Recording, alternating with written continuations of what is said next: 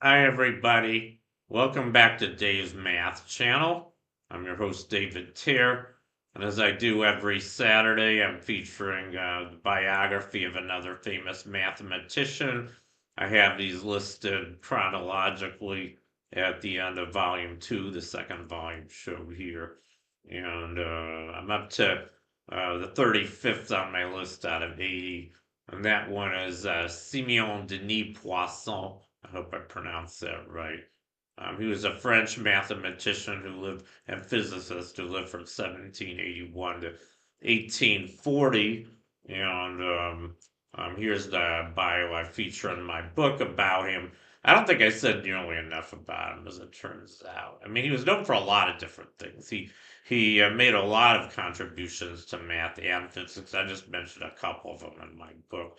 I guess I'll just start with his biggest ones, which I think I do mention. The thing he's most well known for is this thing in statistics called the Poisson distribution. This is a very important distribution that I think most people study if they study statistics. The prime example I can think of for this distribution is radioactive decay. If you have a radioactive source and you're counting the number of decays it makes with a Geiger counter, you'll get this distribution. So, for instance, if you had a sample that underwent 10 decays per second, the mean would be 10. But then, I guess actually this is a time interval. No, I think it is the number of decays. So if you had a sample with a mean of say 10, which isn't even shown on this slide. I guess they go up to 9 with these graphs. Maybe 9 is a better example. So suppose you had a radioactive substance that on the average decayed 9 times per second, you would see exactly this distribution, the purple curve, the curve that's furthest out to the right. It looks kind of like a bell curve. I think you can see the ones with smaller values of n are more more skewed towards the left. They're not really shaped like a bell curve. And the limit at which n goes to infinity does approach a bell curve. But it's not a bell curve, and it's a distribution worth studying for itself. And there is a formula for it, pretty easy formula. I've used this. So anyway, that's what I think he's most well known for. But he did a lot of other stuff too. The other thing I know him for, because I used to study electricity and magnetism, is a thing called Poisson's equation of electrostatics. It's a generalization of Gauss's equation. So Gauss's equation says that in Poisson's equation is the one on the bottom here. I don't know why they write these other two sets of equations. The one on top is just a generalization of um, uh, I don't know if that's called Poisson's equation, but the equation of electrostatics, usually written as del dot E equals rho over epsilon naught. Well, D is kind of like E. It's the electric field you get inside inside a substance. We call the electric field inside the substance D rather than E, because D depends on its permittivity. Permittivity vacuum is epsilon. No, I don't want to go into this too much detail because it's probably over most of you guys' heads. But the equations in the middle here these are sort of another way of writing Maxwell's equations. I don't like to write them this way, by the way.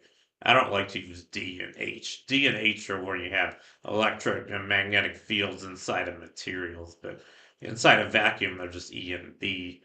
And really, the one that I know of is Poisson's equation is the one on the bottom here.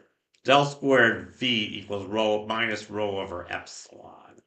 And this is a generalization of Gauss's law, which says del squared V equals 0. This is just in the absence of charge. Another way to say that is the electric potential satisfies, it's a harmonic function. It satisfies Laplace's equation. But if you have a material, if you have charge, if you have a charge distribution, you have to generalize this law. You have to take into account the charge, and rho is just the charge density, the thing in the numerator on the equation on the bottom, and epsilon is the permittivity of the substance that we're inside. If it's a vacuum, it's epsilon naught. So anyway, that's Poisson's equation of electrostatics. I've actually solved this equation. It's a very difficult equation to solve, but you can do it for certain charge distributions. It's hard enough to solve del squared v equals zero, Laplace's equation, where you're in a region that's free of charge. But you can actually do it if there is charge in the region as well. It's just kind of harder. It's an inhomogeneous differential equation in that case, which are harder to solve than homogeneous ones. Anyway, and if that's not bad enough, he did a lot of other complicated math. Actually, this is very useful.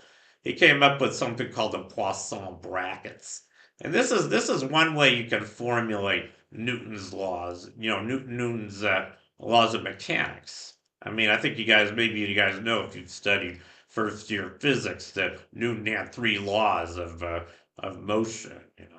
There's only one equation that usually gets taught in those laws, and that's the second one, F equals ma. But you can recast Newton's laws using these things called Poisson brackets. Um, and so you take derivatives with respect to your generalized momenta, which are the q sub i's, and also with respect to, no, the q sub i's are the generalized positions, and the p sub i's are the generalized momenta. And Poisson did this back in, I think, the early 19th century. It was just a way of reformulating Newton's laws, but these actually turned out to be really useful in quantum mechanics. You use Poisson brackets as well in quantum mechanics. In that case, we replace these curly braces with ordinary brackets, the kind of square type brackets. And then you can write down the uncertainty principle using those Poisson brackets, which is pretty amazing. I learned all this when I was first learning about quantum mechanics, and quantum mechanics really didn't get formulated until 100 years after this. So it turned out to be very useful 100 years after he came up with it. And then there is also the Poisson equation. This is an equation that is used in the calculus of variation. This is a very difficult area of calculus, by the way. I haven't done much calculus of variations. But maybe I should just tell you what calculus of variations is. You start with a curve, and then you want to know like what's the minimal, or you can ask yourself a question: what's the curve with a minimum that minimizes some function over it with respect to some boundary conditions? So you're actually varying the shape of the curve. It's a very hard thing to do, but there were a few pioneers in this theory. I think the most well-known one was Lagrange. There's things called, or Euler and Lagrange. They came up with a set of equations. Those Euler-Lagrange equations, also the Lagrangian. But Poisson also contributed to this. I think he generalized the Euler-Lagrange equations. So, this is pretty remarkable. He did some pretty remarkable stuff, most of which is over my head, even. So, don't feel bad if you don't understand this stuff. But one more thing I think he's well known for is this thing called Poisson spot. This isn't hard to understand. Light is a wave, as I'm sure you guys know. And I think Poisson was one of the first people to show that light was a wave. And the way you get this Poisson spot is you just start with a lens. Most lenses are have roughly spherically shaped curvature. So if you put a thin lens on a table, and you have monochromatic light of one color, you will see this pattern. And the reason you see this pattern is because of the interference of the light waves between the surface of the lens and the surface of the table it's resting on. That's one way to verify that light's a wave. You can even measure its wavelength by measuring the radii of these rings. And they get thinner and thinner and closer and closer together as you go out because the curvature of the lens, there's a more differential, it's increasing. The distance between the lens and the table is increasing faster the farther you get from the center. You can think of the center as sort of like the kissing point. That's where they are, exactly in contact, and the difference between that distance doesn't vary much. So you have to go all the way out to the first ring That's where the difference is one wavelength. So anyway, that's plus on the spot.